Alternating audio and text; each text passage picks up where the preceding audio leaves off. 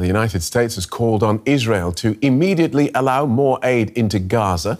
Speaking at an emergency meeting of the UN Security Council, the US ambassador said Israel must do more to address the humanitarian crisis in Gaza.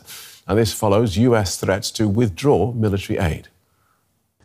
Colleagues, we know that commitments must be followed through on, and that the progress we've seen since last week is insufficient. And so for our part, the United States will continue to make the following clear. Food and supplies must be surged into Gaza immediately, and there must be humanitarian pauses across Gaza to allow for vaccinations and the delivery and distribution of humanitarian aid. A quote-unquote policy of starvation in northern Gaza would be horrific and unacceptable, and would have implications under international law and U.S. law.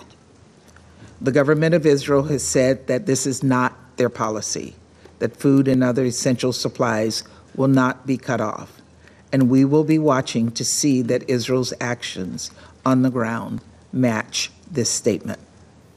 Straight to our Washington correspondent, Janelle Dumoulin. Welcome, Janelle. Strong words there from America's UN ambassador. Yes, Phil, some strong words indeed from the U.S. ambassador to the United Nations, Linda Thomas-Greenfield. She opened her remarks by talking about those horrific images of civilians basically being burned alive after an Israeli airstrike. She reminded Israel of its responsibility to protect civilians, even as Hamas is using these civilians as human shields.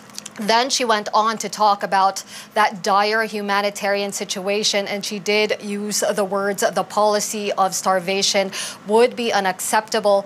Now, this statement appears to reinforce or echo similar statements that were presented in a letter coming from the Secretary of State, Antony Blinken, and Defense Secretary Lloyd Austin, talking to Israeli officials and basically putting forward an ultimatum saying that if they do not improve the humanitarian situation in 30 days, then they are implying that they could run the risk of stopping weapons transfers to Israel.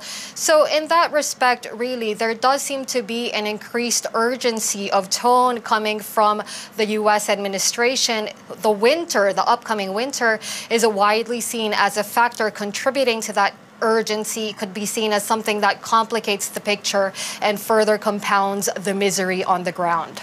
And on that increase in tone, does that mean that we're seeing a change in Washington's attitude towards Israel? Well, it does seem like the rhetoric is increasing if you take that statement from the U.S. ambassador to the UN and that letter sent by those two U.S. administration officials. Whether that really is a change in attitude is hard to say. In that letter, they do not explicitly say that they are going to cancel arms transfers to Israel if the humanitarian situation does not improve. It's more of an implied threat, even though administration officials have also said that it is not meant to be taken as a threat. But the letter has also come at a time where the U.S. has announced that it is stepping up support for Israel, in that it's sending an anti-missile system and 100 U.S. troops in order to man that system. We also know that the administration has a habit of putting forward the blurriest of red lines. But the time frame of that letter is interesting in that that 30-day window expires after the U.S. election. So that tells us that President Joe Biden is trying to make sure that it doesn't affect Kamala Harris's chances one way or the other. Perhaps the calculation there is that he'd be freer to change policy after the vote, but we don't know that he will. Thank you. Janelle Dumoulin in Washington.